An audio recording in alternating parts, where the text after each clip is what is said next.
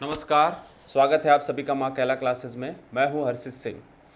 UPSI के लिए percentage पढ़ा रहा हूँ और परसेंटेज का पहला प्रैक्टिस वीडियो अपलोड हो चुका है और ये हमारा दूसरा प्रैक्टिस वीडियो होगा। इसमें भी हम 8-10 क्वेश्चन सॉल्व करेंगे। तो आपने अगर पहले वीडियोस को नहीं देखा है, मेरे लगभग 12 वीडियो हो चुके हैं परसेंटेज से रिलेटेड, तो आप उसको बेसिक से लेके 11 वीडियो तक तो आप पढ़िए। उसके बाद फिर 12वां वीडियो जो होगा वो प्रैक्टिस वीडियो होगा, उसमें लिखा है प्रैक्टिस वीडियो, और ये उसका दूसरा प्रैक्टिस वीडियो है।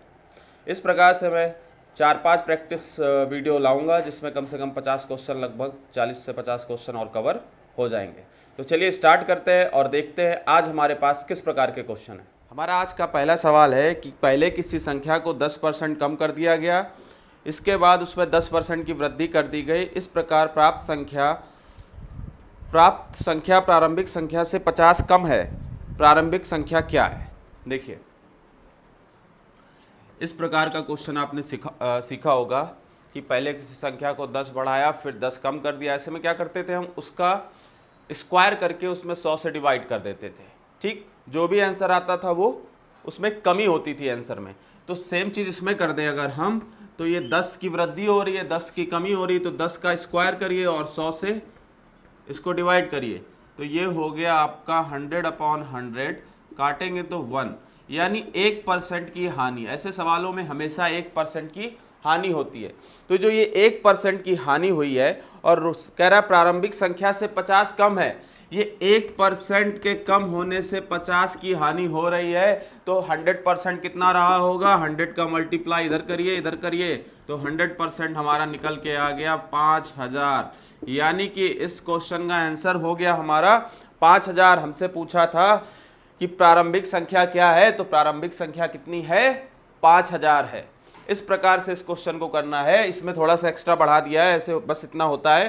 पहले किसी संख्या को 10% कम कर दिया गया, फिर उसके बाद 10 की वृद्धि कर दी गई, तो संख्या में क्या लाभ हुआ या हानि हुआ, ठीक, कितने परसेंट का, तो बस ये आ जाता है 1%। लेकिन इसमें इन्होंने थोड़ा सा बढ़ा दिया और क्या कह दिया आपसे कि प्राप्त संख्या प्रारंभिक संख्या से 50 कम है, तो 1% की जो कमी हो रही है उसके बराबर 50 को कर देंगे, वहां से 100% निकाल लेंगे, तो हमें प्रारंभिक संख्या पता चल जाएगी। चलिए अगला क्वेश्चन देखते हैं। हमारा दूसरा सवाल है कि किसी परीक्षा में 60% उम्मीदवार अंग्रेजी में तथा 70% उम्मीदवार गणित में उत्तीर्ण हुए, किंतु 20% उम्मीदवार इन दोनों विषयों में अनुत्तीर्ण हुए। यदि 2500 उम्मीदवार दोनों विषयों में उत्तीर्ण हुए हों तो परीक्षा देने वाले परीक्षार्थियों की कुल संख्या है।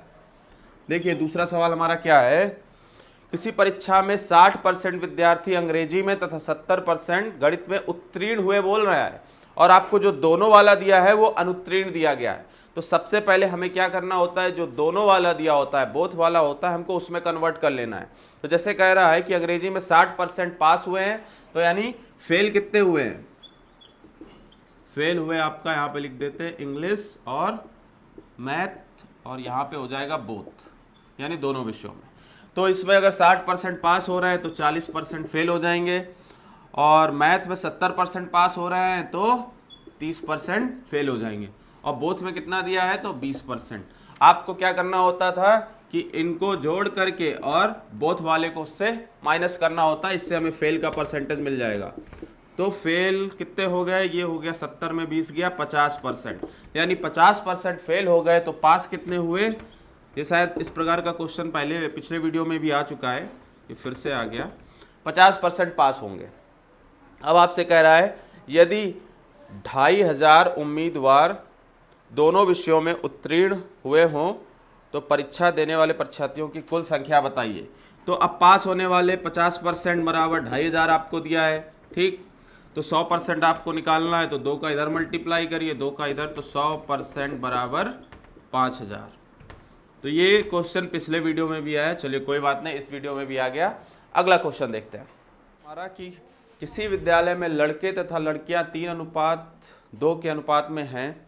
यदि 20% लड़के तथा 30% लड़कियां छात्रवृत्ति लेने वाले विद्यार्थी हैं, तो उन विद्यार्थियों का प्रतिशत ज्ञात करो जो छात्रवृत्ति नहीं लेते। देखिए, ऐसे सवाल में आपको क्या करना है, जिसमें दिया है बॉयज़ और गर्ल्स का रेशियो, यानी लड़के और लड़कियों का रेशियो आपको दिया है 3:2। आपको क्या करना है ऐसे सवालों में, आप इसको चाहे तो 30 कर लें, इसको 20 कर लें, ठीक है, एक एक जीरो बढ़ाइए, या इनको दो दो जीरो बढ़ा के इनको 100 में कर लिया करिए, तो इससे सॉल्व करने में बहुत आसानी होती है। अब 2 जीरो इधर बढ़ाया 2 उधर बढ़ाया तो कोई फर्क पड़ने वाला नहीं है। तो ये अनुपात दिया हुआ था। यदि 20% लड़के छात्रवृत्ति ले रहे हैं तो कितने लड़के छात्रवृत्ति नहीं ले रहे होंगे? 80% नहीं ले रहे हैं। तो इस 300 का अगर हम 80% निकाल दें, 300 का 80% निकालिए तो कितना आ जाएगा? 8 त्रिक 24, 240 छात्र इससे बॉयज इतने ऐसे हैं जो छात्रवृत्ति नहीं ले रहे हैं, यानी स्कॉलरशिप नहीं ले रहे हैं। उसके बाद गर्ल्स में बोल रहा है, गर्ल्स का कितना? गर्ल्स का 30%, इसका 30% निकाल लीजिए, ये 2 जीरो चला गया, 60, यानी 60, सॉरी इसका ये गड़बड़ हो गया। इसमें वो कह रहा है 30% छात्रवृत्ति ले रहे हैं, तो ले कितने नहीं रहे हैं? 70%। तो इस 200 का आप 70% निकाल दीजिए। 200 का 70% निकाला तो 140 आया, यानी गर्ल्स कितनी हैं जो छात्रवृत्ति नहीं ले रही हैं? तो ये है 140। आपसे पूछा था कि विद्यार्थियों का प्रतिशत जो छात्रवृत्ति नहीं लेते हैं, तो छात्रवृत्ति कितने लोग नहीं ले रहे हैं? 083, 380 लोग छात्रवृत्ति नहीं ले रहे हैं। कुल कितने में से? तो 3 2 5, 500 में से 380 छात्रवृत्ति नहीं ले रहे हैं। अब इसको सॉल्व करते हैं, कितना आएगा? 5 सत्ते 35, 5 छक्का 30, यानी कि आया हमारा आंसर 76% छात्र यानी विद्यार्थी ऐसे हैं जो स्कॉलरशिप नहीं ले रहे हैं। ठीक है, चलिए अगला क्वेश्चन देखते हैं।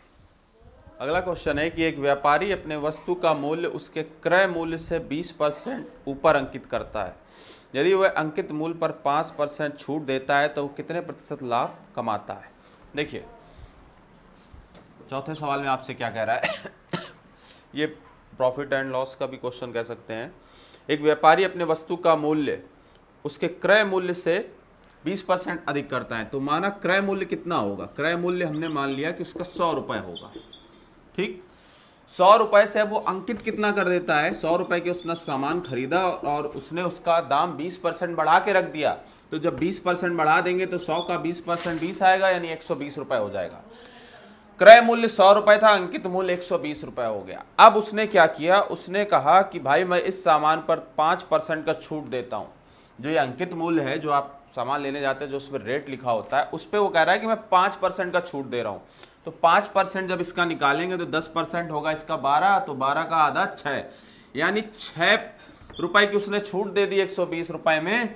तो आपका कितना आंसर आ गया? 114 रुपये। तो आपसे पूछ रहा है तो कितने प्रतिशत लाभ कमाता है? खरीदा 100 में, बेचा 114 में, तो लाभ कितने का हो गया? 14% का। सीधे सीधे 14 रुपये 100 का कितना परसेंट है? तो सीधे सीधे आ जाएगा 14%, यानी कि उसको 14% का लाभ हो रहा है। चलिए अगला क्वेश्चन देखते हैं। अगला सवाल बहुत ही बेहतरीन सवाल है। जब प्रॉफिट एंड लॉस पढ़ाऊंगा आपको तो बताऊंगा, लेकिन अभी भी बता दे रहा हूं मैं कि एक साइकिल का अंकित मूल्य 1100 रुपये पर 10% छूट देने पर व्यापारी को 10% का लाभ प्राप्त होता है। तो साइकिल का क्रय मूल्य क्या है? देखिए,